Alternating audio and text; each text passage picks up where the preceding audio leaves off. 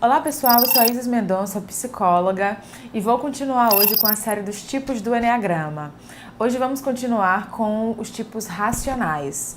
Já tenho outros vídeos com os tipos emocionais e os instintivos. Se você tiver interesse em assistir, eu vou colocar os links na descrição abaixo e você vai poder se aprofundar um pouco mais sobre os outros tipos.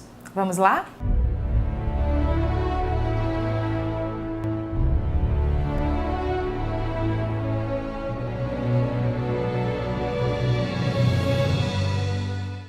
Os tipos racionais do Eneagrama, eles possuem uma grande ansiedade. Eles estão muito preocupados com o futuro e por isso eles não vivem o presente. Por isso, são os tipos mais ansiosos do Eneagrama.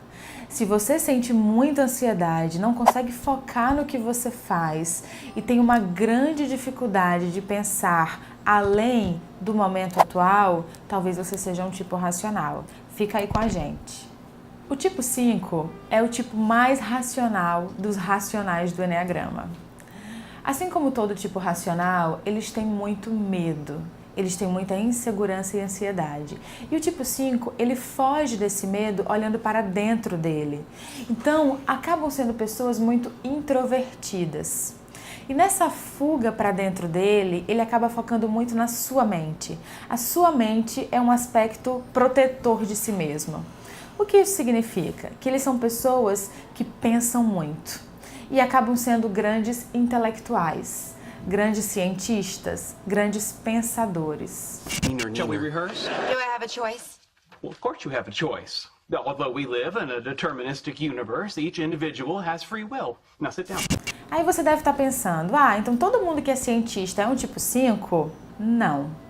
Cuidado com as generalizações. Existem muito mais coisas que precisam ser analisadas no tipo de personalidade. Mas todo tipo 5 é um grande intelectual. Não necessariamente significa que ele desenvolve essa intelectualidade. Depende dos níveis de consciência, que eu já falei no nosso vídeo introdutório. Mas essa vontade de aprender, essa vontade de entrar na sua própria mente e de exercitar a intelectualidade tornam eles pessoas muito úteis. E é isso que eles buscam se sentir. Úteis ao mundo, úteis ao outro. E por isso acabam se escondendo muito na sua própria mente. Porque a mente é o que faz com que eles se sintam úteis. É trabalhar suas ideias. E aí o tipo 5, às vezes, ele está muito focado no que ele está pensando. E ele está focando tanto nisso que ele esquece do mundo ao redor. E é muito comum que pessoas assim possam ter uma dificuldade de se relacionar com o mundo à sua volta.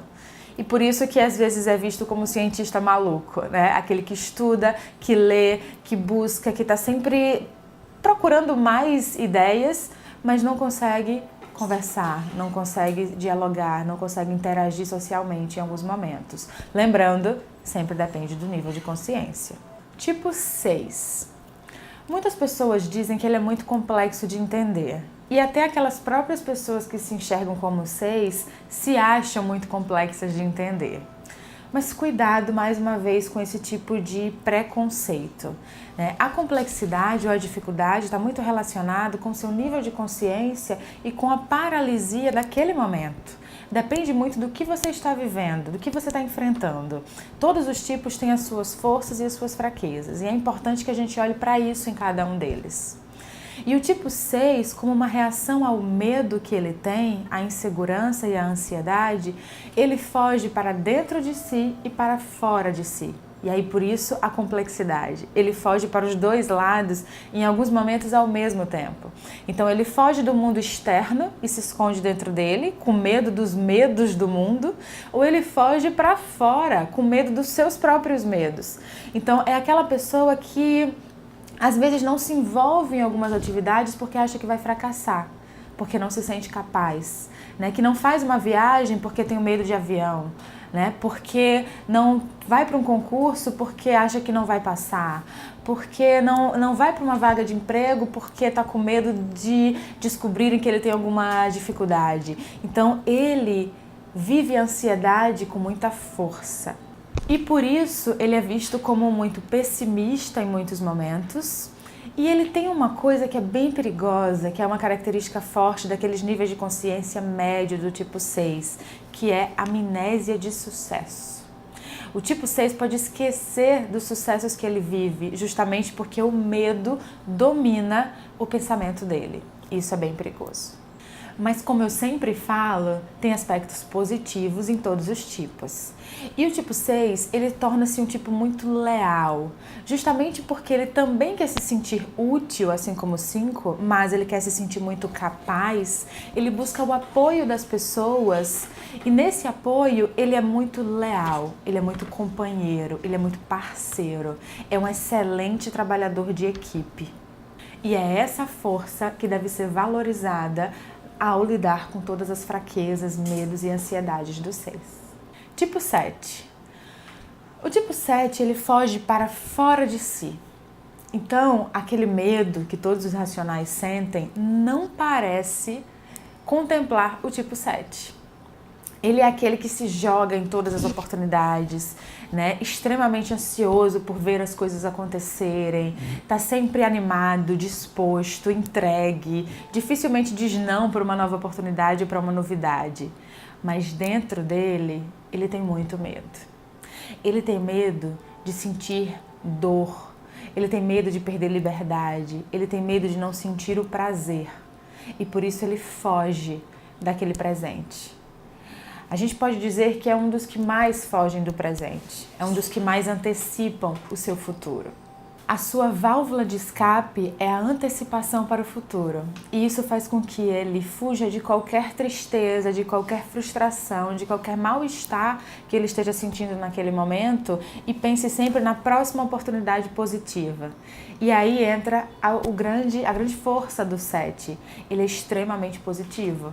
Ele é extremamente otimista, porque ele está sempre pensando em saídas melhores para os problemas. De certa forma, isso é bom, né? Porque ele está sempre com uma energia boa, ele está sempre tendo muitas ideias, e essa é uma grande característica do 7. Mas isso pode ser muito ruim se ele fugir daquele momento, se ele não enfrentar aquele problema.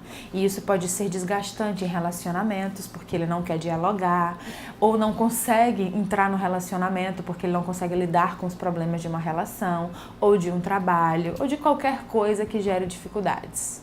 O 7 é aquela pessoa que faz cursos o tempo inteiro, está sempre ocupado, não tem tempo para nada porque é um curso atrás do outro. E quando termina um curso, acha que ainda não aprendeu o suficiente, que vai fazer outro.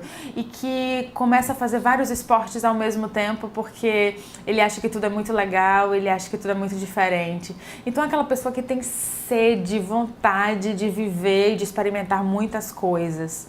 Eu quero o seguinte, o Fábio, eu acho que ele tá se expondo muito. Eu acho que ele podia mesmo parar, dar uma descansada. Não, ele vai descansar. Ele só tem que escrever mais 2 textos pro Porta dos Fundos. Ele vai fazer um stand-up em Caçapava e fazer uma propaganda pro Wiser e Wizard.